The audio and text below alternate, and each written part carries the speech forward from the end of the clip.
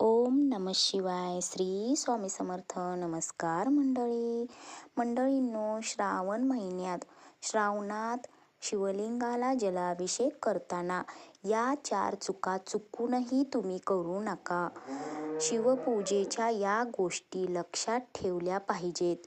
शास्त्रात म्हटलेलं आहे की भगवान शिवांचा आशीर्वाद मिळवण्यासाठी भक्त शिवलिंगाला पाणी अर्पण करतात. तथापि पाणी अर्पण करताना काही गोष्टी लक्षात ठेवल्या पाहिजेत, अन्यथा पूजा अपूर्ण राहू शकते.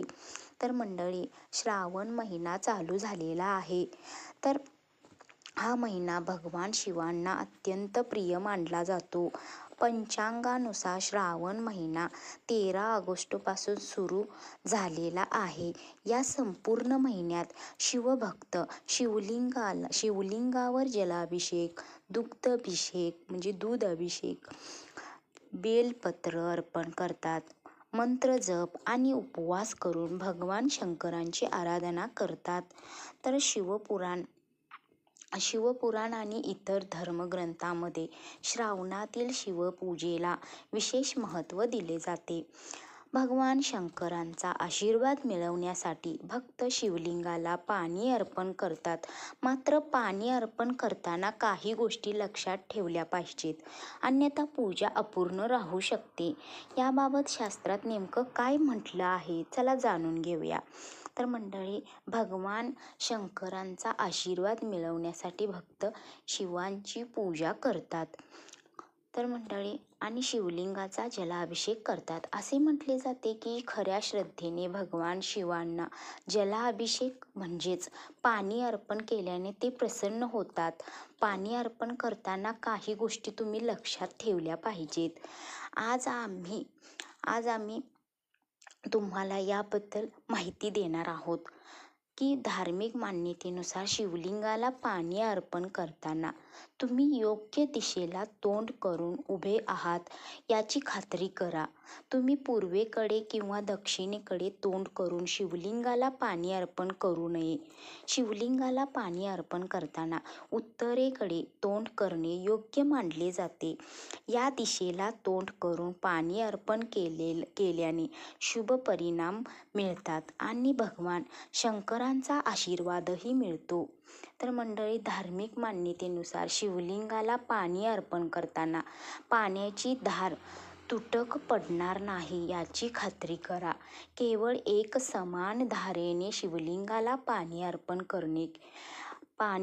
केल्याने तुम्हाला शुभ फळ मिळू शकते. पाण्याची धार तोडणे धार्मिकदृष्ट्या अयोग्य मानले जाते. धार्मिक मान्यतेनुसार शिवलिंगाला पाणी अर्पण करण्यासाठी तुम्ही कधीही शंखाचा वापर करू नये. शंखाचा वापर करू नये. असे केल्याने तुम्ही भगवान शिवांच्या आशीर्वादापासून वंचित राहू शकता. त्यामुळे धार्मिक मान्यतेनुसार शिवलिंगाला पाणी अर्पण केल्यानंतर तुम्ही प्रदक्षिणा करत असाल तर शिवलिंगाला नेहमी अर्धी प्रदक्षिणा घाला. चुकूनही शिवलिंगावरून जमिनीवर पडणाऱ्या पाण्याच्या धारेला ओलांडू नका. असे केल्याने तुमची उपासना अपूर्ण राहू शकते. त्यामुळे धार्मिक मान्यतेनुसार शिवलिंगाला पाणी अर्पण करताना शिवमंत्राचा जप नक्की करा. पाणी अर्पण करताना केवळ ओम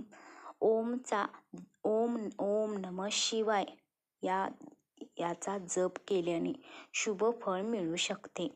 जर तुम्ही श्रावण महिन्यात शिवलिंगाला पाणी अर्पण करणार असाल तर पाण्यासोबत बेलपत्र, पांढरी फुले आणि धोतरा देखील अर्पण करावा. अशा प्रकारे तुम्ही शिवलिंगाला अभिषेक करताना ह्या चुका अजिबात करू नका. आणि तुम्हाला व्हिडिओत सांगितल्याप्रमाणे तुम्ही केलात तर तुम्हाला साक्षात शंकर देवांचा आशीर्वाद मिळू शकतो. माहिती कशी वाटली नक्की कमेंट्स करून सांगा. श्री स्वामी समर्थ. ओम नमः शिवाय.